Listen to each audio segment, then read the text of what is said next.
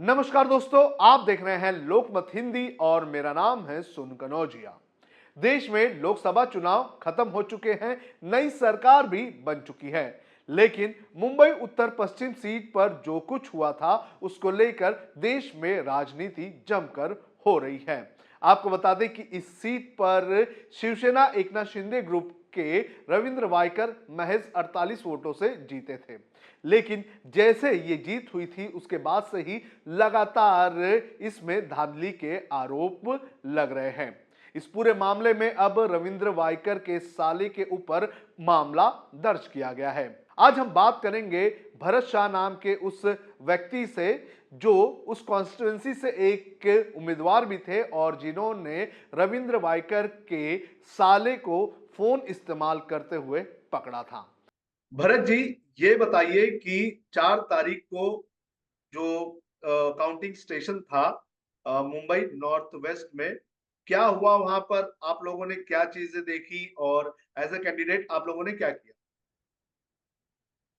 देखिए, मैं हिंदू समाज पार्टी की तरफ से 27 नॉर्थ वेस्ट में उम्मीदवार के हिसाब से खड़ा था।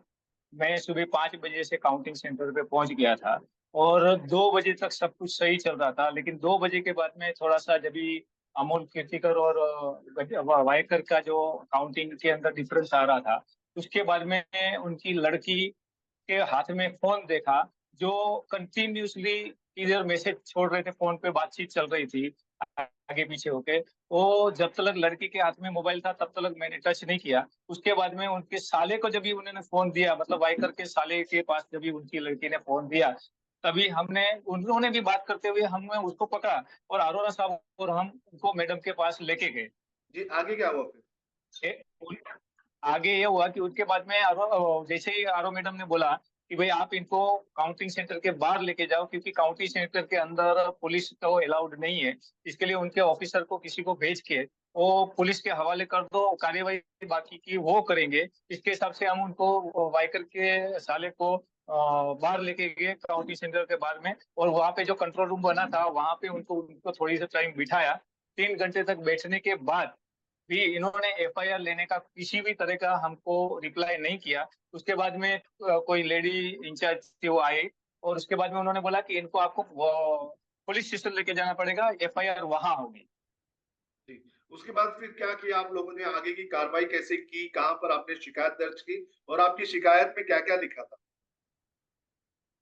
देखिए, हम लोग ने जब भी 3 घंटे के बाद में जब भी पुलिस स्टेशन में वाइकर के साले को लेके गए, तभी उन्होंने सिर्फ मोबाइल हाथ में ले लिया, सील नहीं किया। हम बहुत बार बोलते रहे कि भाई सील करो इनको, तो बोले नहीं रुको। एक जो ड्यूटी ऑफिसर थे उनको किसी का फोन आ रहा था, बार बार फोन लेके बाहर चले जा रहे थे।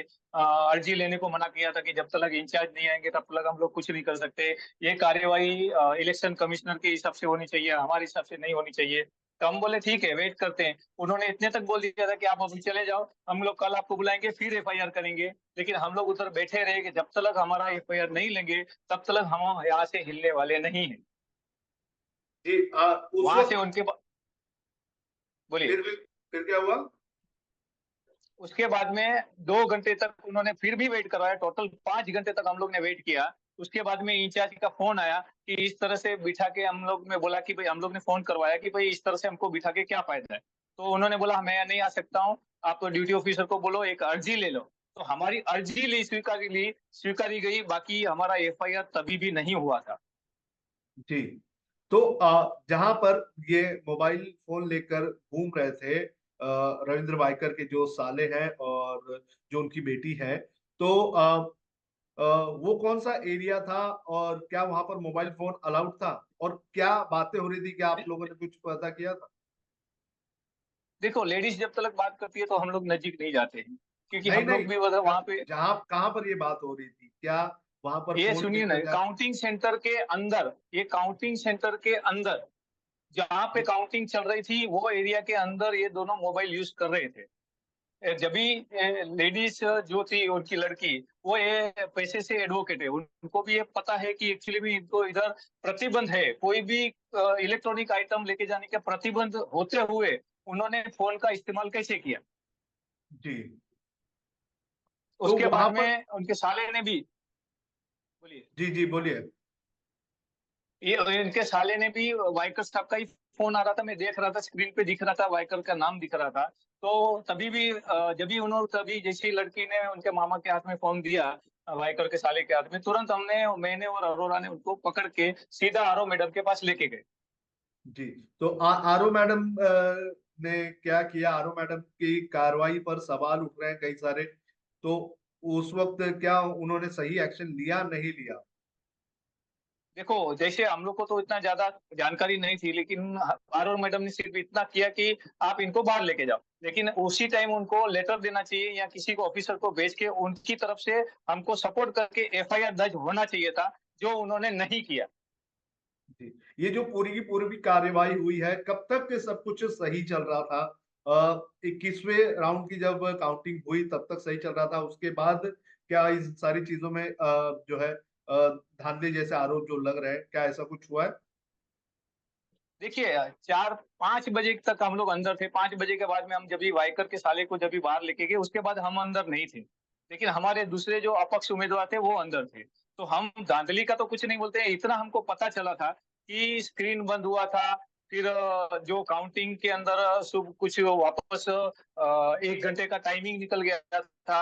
उसके बाद में उनके जो प्रदेश अध्यक्ष थे वो भी अंदर आए, जिसकी वजह से उसके बाद में वाइकर भी अंदर आए। उसके बाद में काउंटिंग सेंटर के बाद में अमोल का कुछ लेटर भी एक्सेप्ट नहीं किया गया री काउंटिंग के लिए। ये सब जानकारी हमको बाहर से मिली थी, लेकिन 5 बजे के बाद हम अंदर नहीं थे, क्योंकि हम पुलिस स्टेशन के अंदर बैठे थे। लेकिन जब पोस्टल जो ईवीएम की वोटिंग हो रही थी तभी क्या जो अमोल के स्पीकर थे वो जीत गए थे? उस वक्त आप थे देखिए, क्या वहां पर? आगे थे, आगे थे। जीत गए थे ऐसा मैं नहीं बोल सकता हूँ, क्योंकि डिक्लेरेशन नहीं हुआ था। जी। क्योंकि फोन चालू हो गया था, इसके लिए वाइकर तुरंत आ गए और ये सब स्टॉप हुआ, स्क्रीन बंद हुआ। अचानक वो मैडम ने बोला कि ये वो नेटवर्क का प्रॉब्लम इश्यू है। तभी जब भी काउंटिंग के एंड टाइम पे ही इश्यू होता है। ये पहले अपने 27 में हुआ या और किधर भी हुआ, ये सब कब मेरे को ये सब जानकारी। तभी हमको ये भी डाउट है कि किसी का फोन प्रेशराइज करके मैडम को आया था, इसे भी हमको डाउट था। क्योंकि हम लोग के जो दूसरे अपक्ष उम्मीदवार थे वो अंदर थे, उन्होंने बताया था कि मैडम को किसी का प्रेशर आया, जो कि वो टेंशन में आ गई थी, ऐसा हमको लग रहा था। मैं परफेक्ट नहीं बोल सकता हूँ, लेकिन एक बात है कि काउंटिंग सेंटर के अंदर मोबाइल अलाउड नहीं है। और मोबाइल के द्वारा जो बाहर जानकारी जा रही थी, आज देखिए गूगल का टोटल अपने पास कंट्री के अपने को वो मोबाइल को अगर अपडेट करना है, तो गूगल से यहाँ से बैठ के इतना दूर से भी अपडेट होता है।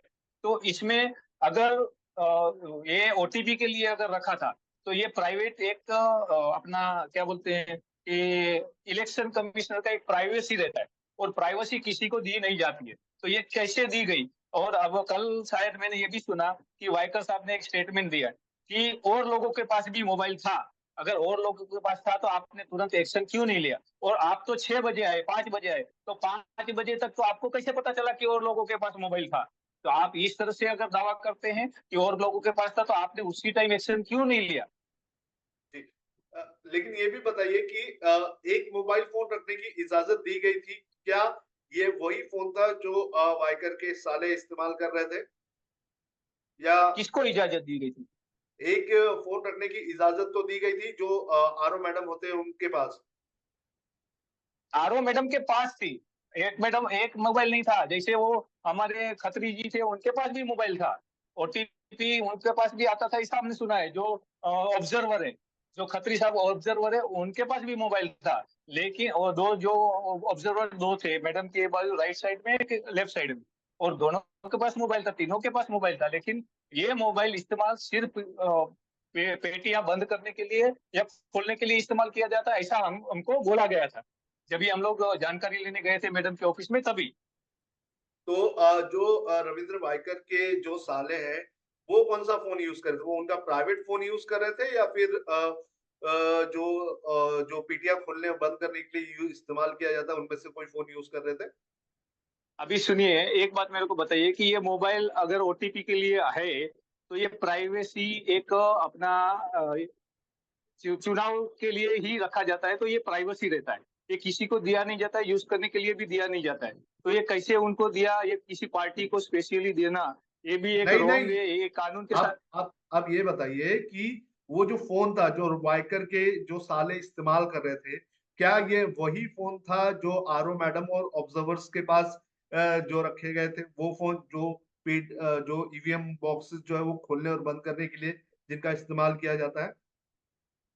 नहीं नहीं, ये फोन नहीं था, ये तीसरा ही कुछ फोन था। कोई ऑफिसर ने उनको दिया था, उनकी लड़की को। ये और हमारे जो कैंडिडेट थे उन्होंने देखा भी था कि किसी और ऑफिसर का फोन था, उनका नहीं था। अच्छा, उनका नहीं था। तो ये जो नहीं, फोन की बात कर रहे हैं, वो कौन से फोन है? ये सैमसंग का कोई फोन था जिसमें वाइकर साहब का नंबर क्लियरली दिख रहा था, आ रहा था। जी। आपने बताया कि जो आरओ मैडम थी वो काफी परेशान लग रही थी, आप कह रहे हैं कि उनको किसी का फोन आया था, क्या था वो मामला? अभी वो देखो, फोन के ऊपर तो हम लोग देख नहीं सकते, क्योंकि लेकिन ये इतना था कि टेंशन में थे। अभी क्या सच है क्या नहीं है, जब तक हम लोग तपास नहीं करेंगे, पुलिस तपास नहीं करेगी, अपना क्या बोलते हैं, मतदान के जो अधिकारी है तपास नहीं करेंगे, इलेक्शन कमिश्नर जब तक तपास नहीं करेंगे, तब तक सामने मामला सामने नहीं बता सकते हैं हम लोग, क्योंकि हम लोग को जब तक इन्वेस्टिगेशन पूरा नहीं होता है, हम किसी के ऊपर कुछ भी आरोप नहीं लगा सकते ज्यादा।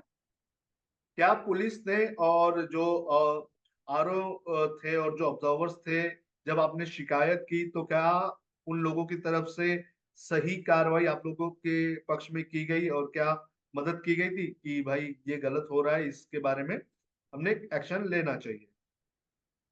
एक्चुअली में तभी हमको इतना कुछ जानकारी नहीं था इसके लिए, लेकिन उन्होंने हमको किसी तरह का सपोर्ट नहीं किया है, किसी भी तरह का सपोर्ट नहीं किया है। हम लोग 2 बार बांद्रा भी उनके ऑफिस में जाके आए, फिर भी उन्होंने बोला हमारी कार्यवाही चल रही है। ये टालते ही रहे, 10 दिन तक टालते रहे। और टालने के बाद हमारा अर्जी और हमारा नाम से एफआईआर होना चाहिए, उसकी जगह पे कोई तहसीलदार को बीच में लाके उनके नाम का एफआईआर करना, ये तो रोंग है, तरीका ही रोंग है।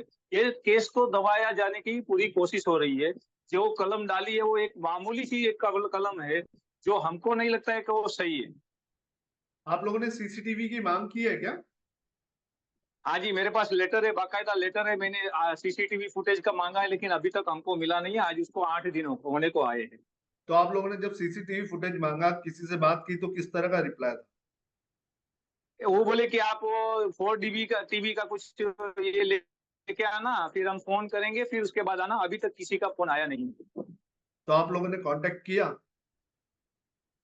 उसके बाद में क्या, आज देखो छुट्टी है, कल संडे था, छुट्टी था। हम लोग वेट कर रहे थे कि 2-3 दिन के बाद आना चाहिए, लेकिन 2-3 दिन में आया नहीं। अभी कल हम लोग इंक्वायरी करेंगे कि भाई क्या चल रहा है, देने वाले हैं या नहीं देने वाले।